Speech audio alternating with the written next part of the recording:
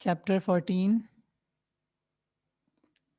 hydraulic action and abrasion. Hydraulic action is the work done by flowing water, and abrasion is the grinding and carving of um, the riverbed. So then if a stream is flowing, it has two special characteristics. Those two special characteristics are competence of a stream and capacity of a stream. तो competence means कोई भी stream किस size का particle maximum size का particle lift कर सकती है, आया वो सिर्फ और सिर्फ छोटे पार्टिकल्स अपने साथ ट्रैवल करवा सकती है वो स्ट्रीम, या it can carry some bigger particles as well. So the largest size of particle which a river can carry is called as competence. कि वो कितने बड़े पार्टिकल्स को अपने साथ रिवर मूव करवा सकता है, that is competence. And then capacity is the total possible load river can transport, कि वो अपने साथ कितना लोड, छोटे बड़े पर साइज के पार्टिकल जो भी साइज हो, regardless of the size, how much particle, how much load it can carry, that is the capacity. So all the particles and sediments carried by a river is called as a river load. So जब हम load की बात कर रहे हैं तो a river has 3 types of load. एक river में 3 types of load होते हैं.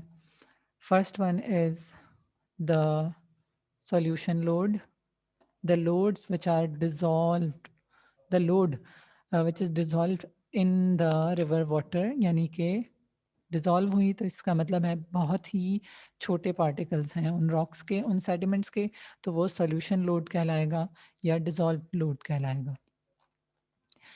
और the movement is also called as solution. Dissolve load की मूवमेंट को सॉल्यूशन कहते हैं. Then the second type of load is suspended loads. और ये वो लोड है जिसका particle size is slightly bigger than the particle size of the solution load. So in the suspended load you can see tiny little particles flowing, जबकि solution load में हो सकता है आपको पार्टिकल बिल्कुल ना दिखे बल्कि पानी ओवरऑल ही आपको उसका कलर टोन चेंज होता हुआ नजर आए, तो वो सॉल्यूशन लोड है. और सस्पेंडेड लोड में तो particles can be seen. Then third type of load is the bed load. This is the load which flows along the river bed. ये थोड़े बड़े साइज के पार्टिकल्स होते हैं, जैसे कि नॉर्मल स्टोन्स हैं, पत्थर हैं. तो इस डायग्राम के अंदर आप देख सकते हैं नीचे जो पत्थर बने हुए हैं, this is actually the bed load. So this इसके साथ, इस लोड के साथ the term bed is used because these are flowing along the bed. और ये बेड रिवर बेड से ज़्यादा ऊपर नहीं जाते बल्कि उसके साथ साथ ही या तो रोल करते हैं या उछलते कूदते हुए ये पार्टिकल्स रिवर के साथ ट्रांसपोर्ट होते हैं. So this that is the bed load. Okay, अभी हमने बताया कि सॉल्यूशन लोड की मूवमेंट को सॉल्यूशन कहते हैं, या डिजॉल्व लोड की movement is solution. Then suspended load की मूवमेंट को सस्पेंशन भी कहते हैं. And now bed load has two types of movement. Here you see the solution movement right here. फिर है आपका suspension here. Then saltation and traction. तो suspension आपको अभी मैंने बताया कि slightly bigger particles की मूवमेंट सस्पेंशन है. सॉल्यूशन बहुत ही छोटे पार्टिकल्स जो कि दिखेंगे नहीं और पानी में बिल्कुल डिजॉल्व हो जाएंगे. Then saltation and traction are the two movement which take place in the bed load. So when the bed load is dragging along, जब वो रोल करते हुए सरफेस रिवर की, जो रिवर बेड है, दरिया की तय है, उसके अलोंग जब रोल करे और रोलिंग मूवमेंट हो, तो that is the traction movement. And when it bounces and hops along the river bed, तो उस मूवमेंट को कहते हैं सॉल्टेशन. इसमें सॉल्ट का वर्ड आता है तो लोग नॉर्मली इसको नमक से, सॉल्ट से रिलेट करते हैं, but it's not that thing. It's the movement of the river, of the bed load, which happens in the form of jumps and leaps. और जाहिर है ये वो पार्टिकल्स हैं जो जंप कर रहे हैं जिनका साइज ट्रैक्शन वाले पार्टिकल से ज़्यादा होगा. यानी ट्रैक्शन उस वक्त होगी जब पार्टिकल साइज इतने बड़े हैं कि वो दरिया के साथ, फ्लो के साथ बॉयंट नहीं हो रहे. बॉयंट यानी पानी के साथ ऊपर की तरफ आना. So those particles are not buoyant, those particles are moving along the river bed. तो वो ट्रैक्शन. और अगर पार्टिकल साइज थोड़े छोटे हैं तो वो जंप करते हैं, हॉप करते हैं. So that is saltation. So these are the 3 types of loads and their 4 types of movement, जिसमें से बेड लोड के अंदर दो दो तरह की मूवमेंट होती है. Okay, then there's a terminology, aggradation. So aggradation happens when the stream's capacity is reached. जब किसी भी स्ट्रीम की कैपेसिटी आ जाए, कैपेसिटी मैक्सिमम हो जाए. कैपेसिटी क्या थी? The maximum amount of load a river can carry. तो जब मैक्सिमम लोड आ जाएगा तो उसके बाद क्या होगा? रिवर उस लोड को डंप आउट कर देगा. यानी रिवर उस लोड को कैरी नहीं कर सकेगा. तो वो या तो रिवर के बैंक्स पर, या तो किनारों पर, या रिवर के बेड पर वो डिपॉजिट हो जाएंगे, सेटल हो जाएंगे, बैठ जाएगा वो सेडिमेंट का वेट. सो दैट सेटलिंग और accumulation of the river load is called as aggradation, and it happens when the capacity is exceeded. जब कैपेसिटी से बढ़ के लोड आ जाए रिवर में तो रिवर उसको डंप आउट करता है, या डिपॉजिट करता है, या एक्यूमुलेट करता है. तो वो एग्रेडेशन कहते हैं. और एग्रेडेशन का ऑपोजिट है डीग्रेडेशन. जब हम एब्रेशन पढ़ रहे थे थोड़ी देर पहले, मैंने आपको एब्रेशन की टर्मिनोलॉजी बताई थी. तो एब्रेशन में रिवर बेड कार्व होता था और ग्राइंड होता था. यानी कार्विंग और ग्राइंडिंग के दौरान the river was carrying the load, वहाँ से रिवर लोड उठा रहा था. तो वो डिग्रेडेशन. और जहाँ पे लोड डंप करे, aggradation. Due to aggradation, a special type of structure is formed in a stream, and that is called as a braided stream. So braid is the hairstyle of girls जिसमें छुट्टियाँ बनाई जाती हैं. तो braided stream की जो formation होती है, it looks like a braid. That's why it's called as braided stream, and the braided stream is formed by aggradation. So this is an example of a braided stream in the Brahmaputra river channel. So you can see कि इसमें irregular pattern पे different जगहों पर aggradation हो गई है, deposition हो गई है, जिसकी वजह से stream की roughly formation, it looks like a braid. So that's why it's called as a braided stream. The stream which looks like a braid, and that braid is formed by the aggradation, it's called as a braided stream. और ये braided stream form होगी slightly plain area में, जहाँ पे river की speed कम हो और इसके अलावा elevation difference बहुत ज़्यादा ना हो. तो ये braided stream वहाँ पे बनती हैं. Okay, then we have flow and channel characteristics. So now we are talking about different other functions done by a river. So इस वक्त हम बात कर रहे हैं कंपैरेटिवली प्लेन एरियाज के अंदर के रिवर का क्या बिहेवियर है. ये ब्रेडेड स्ट्रीम और जो लोड की बात थी, ये ओवरऑल रिवर के सोर्स से लेकर रिवर के माउथ, सोर्स यानी starting of the river, river का माउथ यानी एंडिंग ऑफ द रिवर, पूरे प्रोसेस में ये लोड कैरी करता है. कॉम्पिटेंस और कैपेसिटी भी इसकी चेंज होती रहती है with the passage of elevation and area के हिसाब से वो वेरी करती है. But here we are talking about the behavior of a river in a plain area.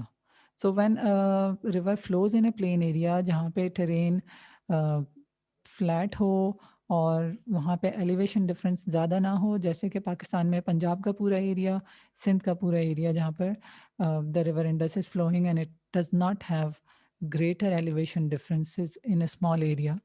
तो जब एलिवेशन डिफरेंस ना हो और रिवर को एक प्लेन एरिया मिले तो it flows in a sinuous manner, snake like movement हो जाती है रिवर की प्लेन एरिया में, यानी लहर आगे पीछे। तो ये आप मेरा चेकआउट माय पॉइंटर, तो इसकी मूवमेंट को आप ट्रेस कीजिए। ये सांप की तरह दरिया बल खाने लग जाता है, तो इसको हम कहते हैं स्नेक लाइक मूवमेंट, या दूसरे वर्डिंग्स में sinuous movement, SINUOUS, so sinuous movement. And when the river has sinuous movement या snake like movement, then the river is called as meandering stream, meander, which has snake like movement. So एक meandering stream है और meandering stream का एक अलग character होता है. So वो क्या character है? Let's see. So in a turn of a meandering stream के किसी एक turn की बात करें, it has multiple turns. Check out the pointer, ये एक टर्न है, फिर ये दूसरा टर्न, और फिर ये तीसरा turn. Okay, so in the turns there are two types of banks.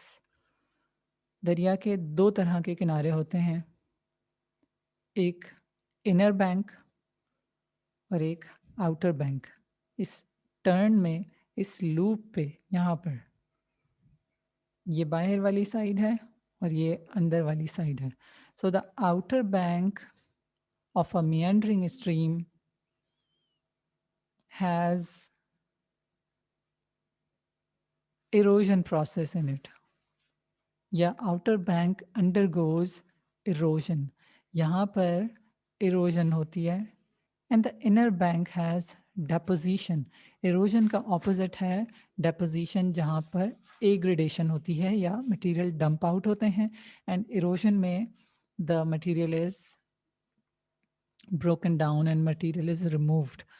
So outer bank has erosion, outer bank undergoes erosion, and the sides of outer bank are steep. इसकी sides steep होती हैं, जबकि inner bank में deposition है और इसकी sides gentle होती हैं.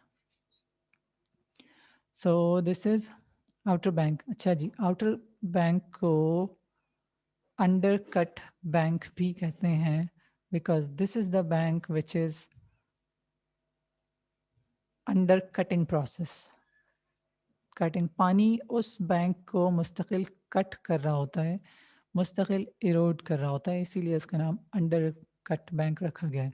Now if we look at these different types, different areas, तो अगर हम इस रिवर को क्रॉस सेक्शन में देखें तो उस क्रॉस सेक्शन से हमें अंदाज़ा होगा कि रिवर की मैक्सिमम वेलोसिटी हर जगह पे नहीं है, बल्कि according to different position in a meandering stream, position के अकॉर्डिंग रिवर वेलोसिटी चेंज हो रही है। So when we have this part जिसमें ये आउटर बैंक है, undercut bank over here, and then this is the inner bank. So इसको cross section में जब देखा तो इनर बैंक में क्या बन रहा है, जेंटल स्लोप, और आउटर बैंक पर ये लाइन आप यहाँ से ट्रेस करें अगर, सो आउटर बैंक पे स्टीप स्लोप है, and the water near the outer bank has maximum velocity compared to the inner bank. पानी जब किसी भी गोलाई वाले एरिया से या किसी टर्न से पानी फ्लो करता है तो वो हमेशा हिट करता है बाहर वाले एज को, तो उसको हिट करने की वजह से वहाँ पे स्पीड ज़्यादा है और जेंटल साइड की तरफ स्पीड कम है। फिर जहाँ पे रिवर स्ट्रेट है, जहाँ पे टर्न नहीं है, सो टर्न में रिवर बेड रफली यू शेप का है, सिमेट्रिकल है। सिमेट्रिकल मीन दोनों साइडें तकरीबन बराबर, या आप उसको बीच में से हाफ करें तो जो दो पार्ट्स बनेंगे वो आइडेंटिकल होंगे। So this one over here this is symmetrical, this one ये symmetrical है, जबकि ये asymmetrical है turnings पे. Okay, and then here this one, यहाँ पे ये outer bank है, तो outer bank की तरफ river bed ज़्यादा erode हुआ है और यहाँ पर speed ज़्यादा है. So this is undercut bank erosion and the outer edge, outer bank and inner bank. इसके साथ ही meandering stream पर एक और स्पेशल प्रोसेस होता है जिसको कहते हैं हम फॉर्मेशन ऑफ ऑक्सबो लेक. तो ऑक्सबो लेक की फॉर्मेशन हम अभी देखेंगे. And before that let me see if we have missed out anything. Okay, turbulent. अगर स्ट्रीम शैलो है यानी रिवर बेड ज़्यादा गहरा नहीं है, दरिया की गहराई कम है, तो रिवर हैज़ टर्बुलेंट मूवमेंट. बहुत शोर मचाता हुआ और तेज़ी से दरिया का पानी फ्लो करेगा और उसकी वजह से रिवर पे एडीज़ बनते हैं. एडीज़ आप समझें, eddies are like ripples in water. लेकिन जब आप पानी में पत्थर फेंकते हैं तो उसमें जो लहरें आती हैं वो रिपल्स हैं और वो बहुत जेंटल नेचर की, बहुत लाइट होती हैं. But if those ripples in the water are slightly bigger तो वो एडीज़ कहलाएंगे. और जब एडीज़ बहुत ज़्यादा स्ट्रॉन्ग हो जाती हैं, उसमें मूवमेंट बहुत ज़्यादा होती है, तो उसको हम फिर रिल पूल कहते हैं, या कभी साइक्लोन की वजह से, या water sprout. But so eddies are kind of have middle velocity in them. और पानी की टर्बुलेंस की वजह से, पानी के टकराने की वजह से साइडों से, स्पेशली मियंडर्स पे, we have formation of eddies. Okay, ये एक एक्चुअल फिगर है कि ये 2 आउटर बैंक हैं. Now we are starting the discussion of oxbow lake formation. ये मेंडरिंग स्ट्रीम का एक बहुत सिग्निफिकेंट पार्ट होता है, oxbow lake. So here you see ये outer edge on the right side, then outer edge on the left side. इन दोनों outer edge में मुस्तकिल इरोजन हुई और एक टाइम ऐसा आया कि जब दोनों कट ऑफ बैंक आपस में मिल गए और फिर रिवर का फ्लो सीधा हो गया. तो ये जो लूप वाला पार्ट है, this loop part gets detached. ये मेन रिवर से डिटैच हो जाता है ये लूप वाला part, because of deposition over here. Under cut bank पे डेपोजिशन इतनी ज़्यादा होने लगती है कि ये outer part, this one, this gets detached. और जब ये डिटैच हो जाता है तो एक लेक बन जाती है. Lake is a fresh water body surrounded by land on all sides. So it becomes a lake and that special lake is called as Oxbow Lake. So here you see the whole illustration of the formation of Oxbow Lake. So let's see how the formation of Oxbow Lake happens. So here, this is a meandering stream. In figure 1, ये part 1 है. Then this is 2 over here. This is 3. And here we have number 4. So पहली stage में, this is stage 1 in the formation of Oxbow Lake. Stage 1, the 2 outer cut banks are near to each other and they form a neck. एक बहुत छोटी space दोनों के बीच में है और ये बॉटल लाइक स्ट्रक्चर, इस वजह से इसका नाम नेक है. So 2 undercut banks are further joining each other. So here, यहाँ पर बाहर की तरफ इरोजन हो रही है, यहाँ पे भी इरोजन हो रही है और दोनों आपस में मिलने वाले हैं. Now when these two outer cut bank, undercut bank are on the way of meeting each other, तो inner bank में क्या हो रहा है, continuously deposition हो रही है. So that depositional feature is named as point bar. ठीक है, तो part of a meandering stream या part of a stream where deposition takes place is called as a bar और या फिर इसको हम पॉइंट बार कहेंगे। पंजाब में हमारे यहाँ बहुत से एरियाज़ हैं, बल्कि 3 से 4 एरियाज़ हैं जहाँ पे बार्स बने हुए हैं। 2 दरियाओं के बीच में डेपोजिशन की वजह से एरिया बनता है, and that is very fertile, and that area is called as bar. और बहुत फेमस हैं उनमें से 2 के नाम, एक का नाम है Ganji bar and the other is called as Nili bar. So there buffaloes are famous, वहाँ की मज बहुत फेमस है, भैंसें, और वहाँ के क्रॉप्स भी काफ़ी ज़्यादा, यानी फर्टिलिटी उधर की बहुत अच्छी है in those bars of Punjab. So bar क्या है? डेपोजिशन फीचर की वजह से बनने वाला area. Okay, so here comes in stage 3 के the banks, the outer cut banks have finally joined each other। और यहाँ पे ये पॉइंट बार, इसकी इरोजन इतनी बड़ी कि अल्टीमेटली जो अंडरकट बैंक बना था उसने एक नया मियंडर बनाया जो कि ज़्यादा स्टीप नहीं था, और फिर उसने जो ये लूप, आउटर लूप था 2 अंडरकट बैंक्स के बराबर बीच में, that loop has separated and it has become an oxbow lake. So this is the formation, the process behind the formation of Oxbow Lake.